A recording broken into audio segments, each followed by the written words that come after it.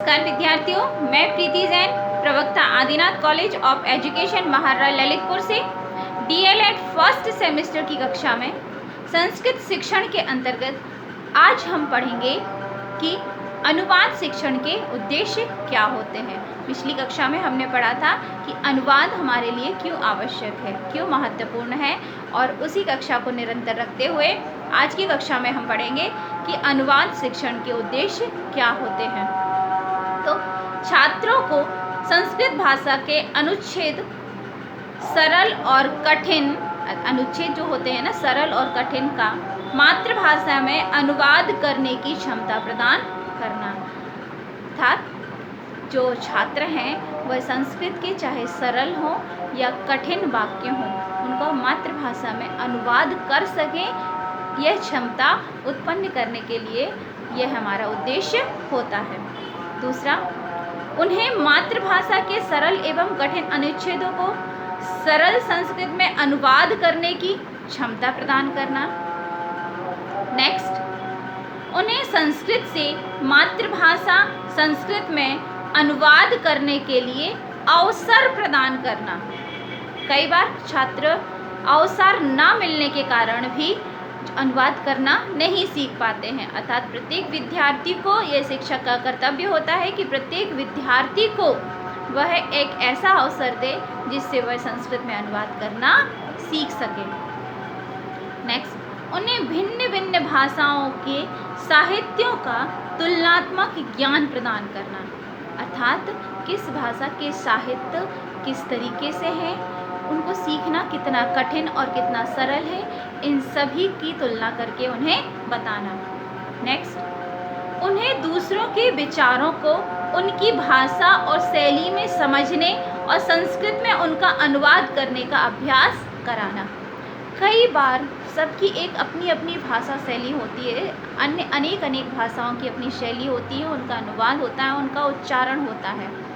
तो छात्रों को यह सिखाना कि एक ही जो अनुच्छेद है, एक ही वाक्य है, उसका अलग अलग भाषाओं में किस तरीके से अनुवाद होगा, उसकी भाषा शैली क्या होगी और किन किन शब्दों का प्रयोग किया जाएगा, इस तरीके से हमें उनको सिखाना है और इन सभी का अभ्यास भी करवाना होगा।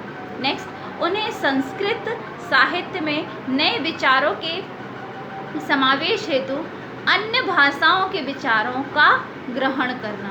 अर्थात अन्य भाषाओं में वह समाहित हो सकें, उन्हें समावेश हो सकें, इस तरीके से उन्हें संस्कृत के साथ साथ अन्य भाषाओं के विचारों को भी ग्रहण करना होगा। नेक्स्ट, उन्हें संस्कृत के माध्यम से विचारों का आदान प्रदान करने की क्षमता प्रदान करता। अर्थात वह अपने विचारों को संस्कृत के माध्यम से भी आदान प्रदान कर सकें। उन्हें मातृभाषा और अन्य आधुनिक भाषाओं में अभिव्यक्त करके संस्कृत साहित्य को, आधुनिक विचारों को संस्कृत भाषा में अभिव्यक्त करने हेतु प्रेरित करना।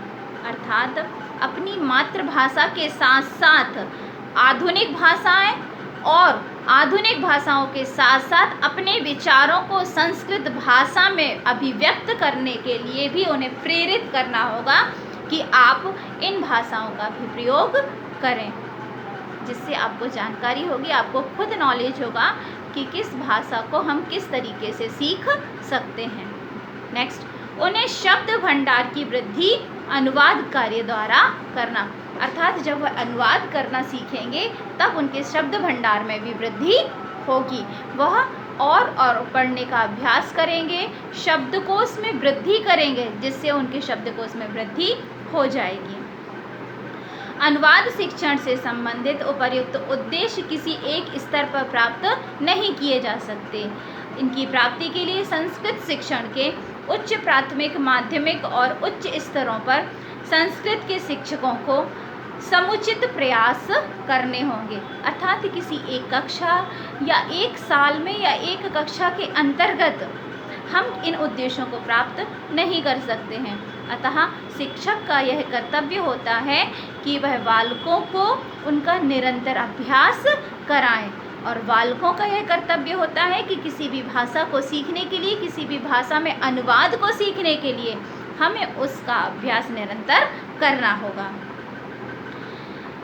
उन्हें संस्कृत शिक्षण के प्रत्येक स्तर पर छात्रों के भाषा ज्ञान की दृष्टि में रखकर अनुवाद शिक्षण के उद्देश्यों का निर्धारण और प्राप्त करने के लिए प्रयास करना होगा। अर्थात यदि आप संस्कृत शिक्षण के प्रत्येक स्तर पर छात्रों को संस्कृत में अनुवाद करना सिखाना चाहते हैं तो उन शिक्षण उद्देश्यों को निर्धारित करने के पश्चात अगर आप उन उद्देश्यों की प्राप्ति करना चाहते हैं तो आपको उसका प्रयास निरंतर करना होगा। इसके पश्चात संस्कृत शिक्षण में अनुवाद अभ्यास के प्रकार अर्थात किस तरीके से अभ्यास हम कर सकते हैं। तो पहला है संस्कृत से मातृभाषा में अनुवाद। उच्च प्राथमिक स्तर पर छात्रों का संस्कृत व्याकरण का ज्ञान सीमित होता है। जो उच्च प्राथमिक स्तर होते हैं तो उसमें जब हम पहली बार संस्कृत पढ़ना सीखते हैं तो हमारा जो ज्ञान है वह बहुत सीमित होता है, बहुत छोटा होता है। इस स्तर पर संस्कृत से मातृभाषा में अनुवाद करने के लिए शिक्षक को संस्कृत के सरल वाक्यों का चयन करना चाहिए। अनुवाद कार्य में उनकी सहायता करना चाहिए। वाक्यों को कठिनता धीरे धीरे बढ़ानी चाहिए। तो पहले सरल होना, फिर धीरे धीरे उसकी कठिनता बढ़ा दी जाए। माध्यमिक कक्षाओं में संस्कृत के कठिन वाक्यों के साथ सरल अनुच्छेदों का मातृभाषा में अनुवाद कराया जाए। अर्थात पहले जब हम संस्कृत पढ़ना सीखते हैं तब हमें इस भाषा का ज्ञान नहीं होता है, तो शिक्षक का यह कर्तव्य बनता है कि छात्रों को वह छोटे छोटे वाक्यों में अनुवाद करना सिखाए और फिर धीरे धीरे जब छात्र उस भाषा में रुचि लेने लगे, उन वाक्यों को समझने लगे तो उनकी कठिनता बढ़ा दी जाए। इस तरीके से माध्यमिक स्तर तक आते आते अनुच्छेदों का भी अपनी मातृभाषा में या हिंदी भाषा में उन्हें अनुवाद करना सिखाए। नेक्स्ट, मातृभाषा से संस्कृत में अनुवाद। उच्च माध्यमिक कक्षाओं में छात्र जो धातु रूप, शब्द रूप, अव्यय, उपसर्ग और प्रत्यय पढ़ चुके होते हैं उनको दृष्टि में रखकर मातृभाषा के सरल वाक्यों को संस्कृत में परिवर्तित करने का अभ्यास कराया जाए। चूँकि माध्यमिक स्तर तक आते आते, उच्चतर माध्यमिक स्तर तक आते आते छात्रों को बहुत सारे संस्कृत व्याकरण का ज्ञान हो जाता है, तो उस ज्ञान को ध्यान में रखते हुए हमें यह प्रयास करना चाहिए कि अब हम छात्रों के द्वारा ही अनुवाद हिंदी भाषा से संस्कृत में अनुवाद करना उन्हें सिखाएं और उनका अभ्यास भी कराएं। नेक्स्ट, पुनः अनुवाद। संस्कृत से मातृभाषा में और मातृभाषा से संस्कृत में अनुवाद बार बार यदि कराया जाए तो इस अभ्यास के माध्यम से उन्हें संस्कृत भाषा में अनुवाद करने में और संस्कृत को हिंदी भाषा में अनुवाद करने में सरलता होने लगेगी और उनकी जो अशुद्धियां हैं वह भी ठीक होने लगेगी। और शिक्षक का यह कर्तव्य बनता है कि समय समय पर उन अशुद्धियों को चेक करते हुए, उनका ऑब्जर्वेशन करते हुए, उनका निरीक्षण करते हुए बार बार उन अशुद्धियों को सुधारना है और बार बार उनका प्रयास करना है।